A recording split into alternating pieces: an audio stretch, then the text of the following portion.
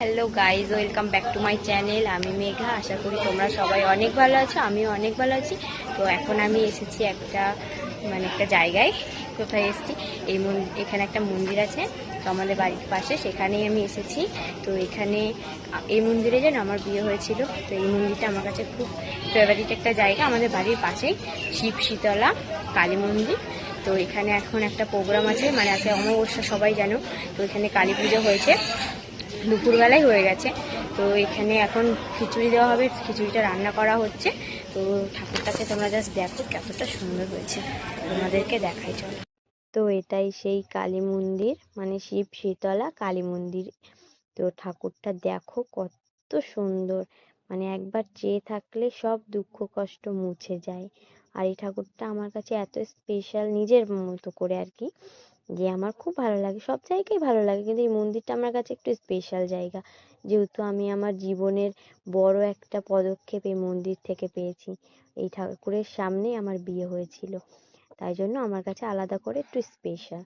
আর এই যে শীতলা ঠাকুর, দেখো এই ঠাকুরটাও কত কিউট। আর এটা হচ্ছে শিব ঠাকুর, ভোলে বাবা, সব মেয়েদের প্রাণনাথ। আর এদিকে আমার ছেলে দেখো কত দুষ্টুমি করছিল।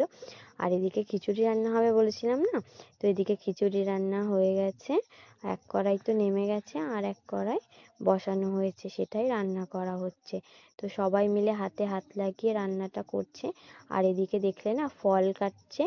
তো এই খিচুড়ি প্রসাদের সঙ্গেই ফলটা দেওয়া হবে, তাই জন্য ফল কাটছে। আর এই অমাবস্যাটা গেল, তো এই অমাবস্যাতে এই মন্দিরে কালী পুজো হয়েছে, সেই উপলক্ষে খিচুড়িটা রান্না করা হয়েছে, সেটা বলতে আমি ভুলেই গেছিলাম। আর এদিকে মিটিং হচ্ছে, এত লোকজন দেখছো। এখানে বললাম কি, চৈত্র মাসে হচ্ছে পুজো হবে, শীতলা মন্দিরে শীতলা পুজো। তো 3টে পুজোই হবে, তাই জন্য মিটিং হচ্ছে। বারোয়ারি যেহেতু, সবার পরামর্শ নিতে হয় একটু, যেটা হয় আর কি, সেজন্য মিটিং চলছে। তো মিটিংয়ে কি বলা হলো, কি হলো না, কি হবে এখানে, সেটা আমি তোমাদেরকে কিছুই জানাবো না, সেটা তোমরা সবাই পরে দেখতে পাবা।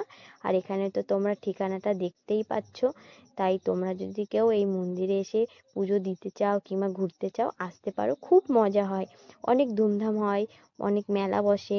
জায়গাগুলো দেখছো না ফাঁকা, মেলা বসে। আর এখন খিচুড়ি রান্না হয়ে গেছে, তো প্রসাদ সবাইকে দেওয়া হবে, তো সেটাই রেডি করা হচ্ছে। আর কেউ একটু চেক করে করে দেখছে, মানে। আর এখন নিয়ে যাচ্ছে, সবাইকে দেবে। তো এখনকার মতো ব্লগটা এই পর্যন্তই, বাই।